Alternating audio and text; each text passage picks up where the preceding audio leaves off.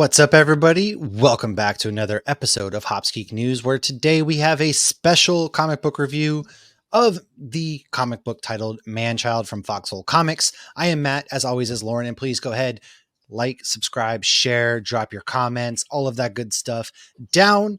And that's going to help our channel grow. That's going to help us grow. We do a lot of good stuff with Nerd Initiative, get to read a lot of good comics, and it helps spread the word of some of the little smaller creators out there that they're doing really great things. Like I said, we're going to be talking about ManChild today from Foxhole Comics. The creator and writer is Nandor Fox Shaffer, artist J. Mazhar, and the letterer designer is DC Hopkins. It is out there on Kickstarter now, issues 1 through 3. We have read the first 2. There will be 6 issues total, and the official description. I'll go official. Lauren's going to give you our description.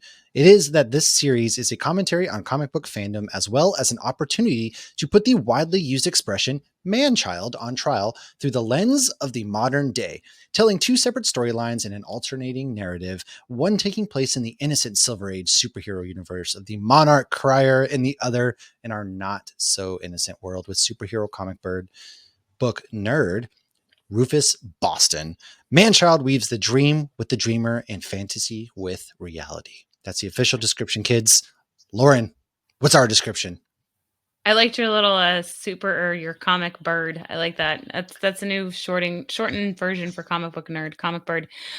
So I feel like you just described it best in your little notes right here. Major Kevin Smith vibes. I loved it. It was you do get a little nod of this little superhero action story going on, but the main story is very meta. It's about a group of people that are into comic books and they're obsessed with comic books, and somebody very similar to you could say Stan Lee. It's actually dedicated to Stan Lee, which I thought was very sweet and very nice. It was, yes. And they're mourning this person's passing because he kicked off this whole genre. So I don't want to go into all of the fictitious names and everything that were used, but there are so many nods that if you are a comic book fan, you're going to recognize nods to comic book artists, comic book creators, comic book titles, all sorts of things that it's very fun. This is a terrible description. I'm just giving random little opinions. No, here, you're right. So, you're good. Like you're good. Keep going. Yeah.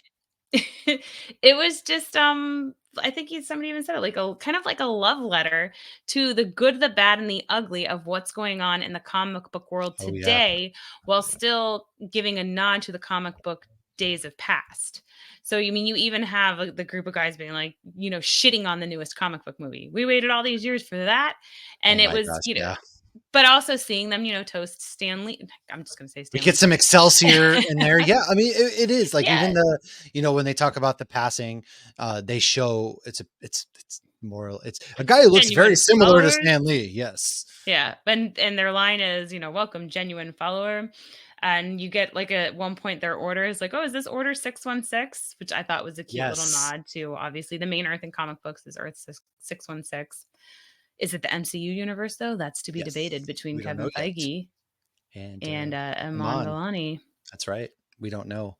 But I mean, it is. I got a huge Kevin Smith vibes, right? Like if you're a fan of things like Mallrats, Comic Book Men, all that stuff. I thought about Mallrats too. Yes. Yeah. It's really, like Brody and crew talking about comic books. It's really about that, this group, and especially like comic book fans like we are, right? You think about that time when Stan Lee did pass away. It hit us. We're all like, what? Like that hit hard. And so for like Rufus, it hits hard. And then his group of friends, they all go to the comic book shop. They toast, and he kind of gets into it with one of the patrons there who talks crap about, comic. And then he's like, asked the comic book store owner, why don't you just ban that guy? He's like, well, unfortunately, he pays for comics. Yeah. Unlike the one guy that's sitting there like, hey, I'll get to you later.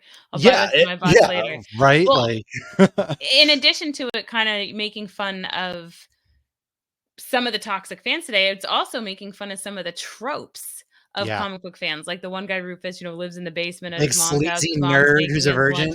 Yeah. So it was like, I really thought that it was just kind of poking fun at everyone, but doing it in a very playful manner that was still recognizing how much these comics and these stories do mean to us. Because, it sounds so silly. I told my dad about a month ago that Hugh Jackman playing Wolverine changed my life. And my dad started hysterically laughing. And I'm like, Dad, your grandson's name is Logan. Like, where do you think we got it from? Well, right? you're right though. Like when they come out of the movie theater, right? They waited years to see, Monarch-Crier in the big screen, and they were diehard fans and they hated it, right? Oh, this is such a disgrace. And then they talked to, I think, believe his name is Brett, who's kind of more of a casual fan, right? And he's like, Mhm. I liked it. And they're like, you what? They wanted to be, and Oh, no, he it's like, didn't see it. He saw the My Little Pony oh, movie. that's right. You're right. There is a My Little Pony, But no, it wasn't no, called My Little Pony, though. It was that's Pony right. Fantasies or Yeah, something. yeah, yeah, yeah, yeah, yeah.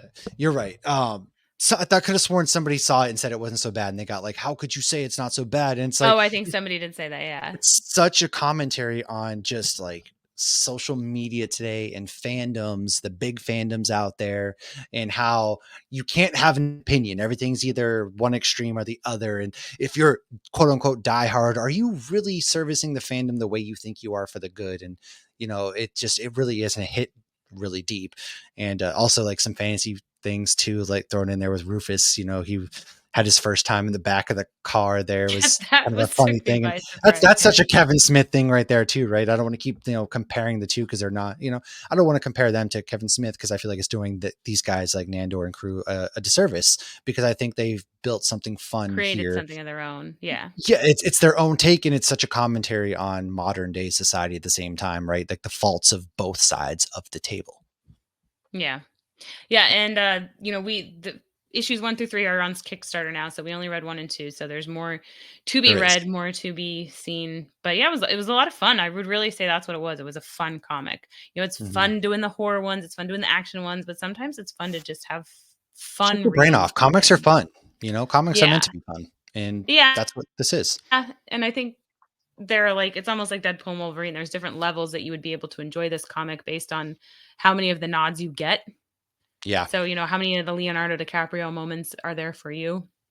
Yeah, yeah, Change that's the way you very perceive it, so that you're yeah. right. And I like the art, especially when we got that Silver Age look at like Monarch-Crier and that comic book world. Like it Oh my was gosh. very colorful, very Yes. beautifully well done. I loved the lettering with, the booms and the crashes. That was awesome. It was a very bright book too, and how they went back and forth between the two worlds was really well done. I did enjoy that a Yeah. lot. And even that So world was making fun of comics, like, "Oh, it's my condescending captor," and it it was just was, yeah. calling it what it is, 'cause, it's every superhero film is similar in a way. There's a good guy, They there's a are. bad guy, there's we like how they've evolved in the day where there's more gray areas, and some, like Loki's, anti-villain or whatever, or Deadpool's an anti-villain, but it's still all the basic same story, and they kind of, talk a little bit about that as They well. do. So They do. But it it, was a it great, is. great It's lot of fun. It is fun. Go check this out. Kickstarter link in the comments. Go support them. Really cool things happening over there. And this has been another comic book review from us. So if you like it, hey, come back. Like I said, hit that subscribe button, hit that notification button. We do go live for Cantina hours, typically most of the time weekly. Lauren's going to New York City Comic Con where you can find her. So obviously we didn't do it this week, but be on the lookout on the socials and YouTube and everything, because she will be there doing a lot of fun stuff. So do that. Follow these guys, check them out, and we will see you all here soon. Cheers.